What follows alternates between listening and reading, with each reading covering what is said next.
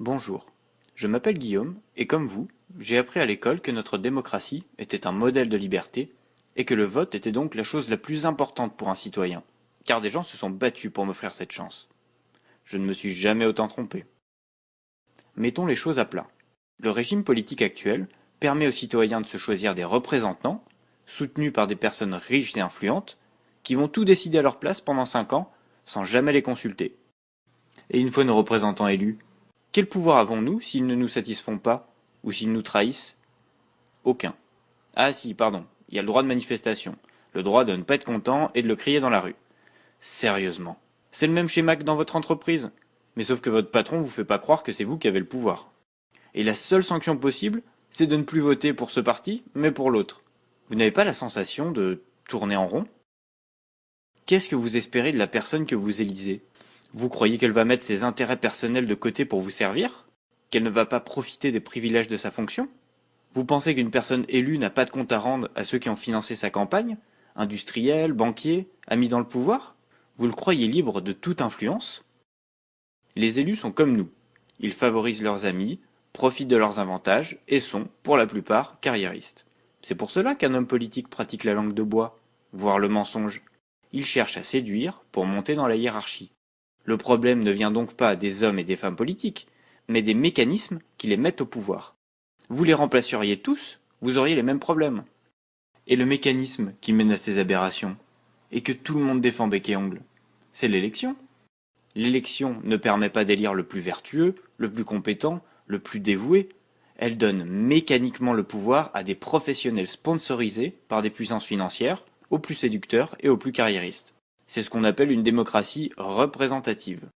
Appeler démocratie un régime où le peuple est si peu entendu et où l'argent est si important? Ça ne vous a jamais choqué? Beaucoup de gens passent leur vie à se battre pour des projets sociaux, économiques ou écologiques, et ça ne change rien. Pourquoi? Pourquoi sommes-nous si impuissants face à nos représentants? Mais parce que c'est écrit quelque part. Maintenant j'ai une petite question pour vous. Qui a écrit ces règles? Qui a écrit que nous n'avons aucun pouvoir sur nos élus? Eh ben ce sont nos élus eux-mêmes. Comme ce sont eux qui écrivent les règles du pouvoir, ils vont programmer leur puissance et notre impuissance. Mais c'est normal qu'ils fassent ça. Des gens qui gagnent leur vie à faire de la politique ne vont pas mettre en place des mesures qui nous permettraient de les surveiller ou de les mettre à la porte. Vous le feriez à leur place? C'est pour cela que tous les peuples en soi-disant démocratie ont des problèmes avec leur gouvernement depuis plus de 50 ans.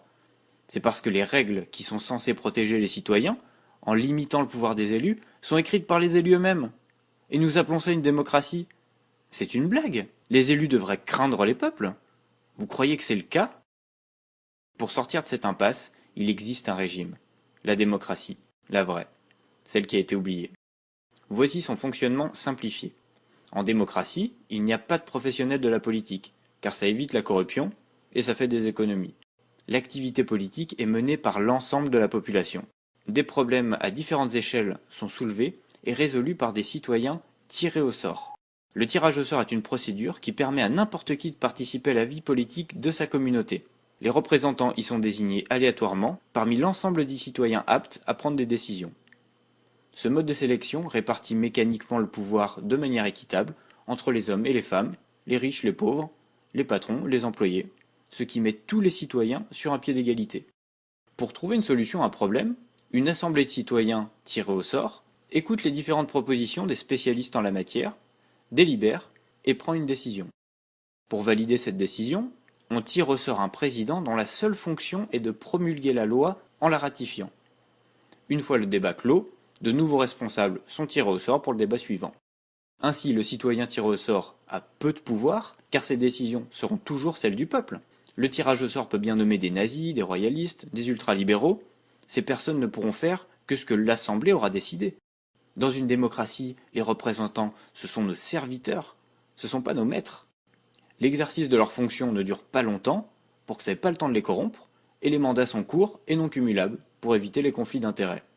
Dans cette configuration, chaque citoyen est une sentinelle, à l'affût des voleurs de pouvoir, et incitant chaque tiré au sort à faire du mieux qu'il peut pour la communauté. Et si on se trompe, on recommence. Un groupe de citoyens fait le bilan des décisions prises, et s'il est négatif, on essaye de faire mieux. Plus on se laisse la possibilité de revoir nos copies, meilleures seront nos lois. C'est cela le cœur de la vraie démocratie. Des citoyens tirés au sort, des mandats courts, non cumulables, et une surveillance permanente des représentants. C'est tellement plus malin. Des institutions qui donnent la chance à chacun de changer les choses, de s'investir et de concrétiser une initiative. Resteriez-vous désintéressé de la vie politique dans un tel système? Mais le citoyen moyen est bête, il ne peut pas trouver de solution viable, à long terme, il n'est pas compétent. C'est ce que vous croyez? Alors arrêtez de penser comme vos élus et faites appel à votre bon sens. Vous trouvez que les élus actuels sont compétents? Vous pensez sincèrement que lui est plus intelligent qu'eux?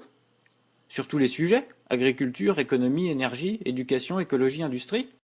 Les hommes politiques nous appellent citoyens. Et nous nous appelons nous-mêmes citoyens. Mais la réalité, c'est que nous ne sommes que de simples électeurs. Nous ne sommes rien. Vous croyez que mettre 2 bouts de papier dans une urne tous les 5 ans, faites-vous un citoyen? Un vrai citoyen participe à la vie de sa cité, il construit avec ses semblables une société meilleure pour la communauté. Il ne se choisit pas des maîtres pour le faire à sa place. Arrêtez de renoncer à votre propre puissance. Le peuple connaît les solutions à ses problèmes. Il nous faut donc reprendre le pouvoir. Il nous faut une nouvelle démocratie, celle qui mettra les hommes politiques au chômage. Et je vais vous dire quoi faire pour l'avoir. Partagez cette vidéo, parlez-en autour de vous, informez vos proches. Chacun doit savoir qu'il existe une solution. Renseignez-vous sur la vraie démocratie. Apprenez que seul le tirage au sort, l'amateurisme politique et la rotation des charges combinées permettent une démocratie. L'élection ne le permet pas. Tenez-vous prêts. Un changement de régime politique arrive. Exigez que la Constitution soit écrite par vous, par nous, et pas par les gens qui sont censés la craindre. Non, ce n'est pas notre métier d'écrire la Constitution, mais c'est justement parce que ce n'est pas notre métier que nous écrirons une bonne Constitution, pour tout le monde.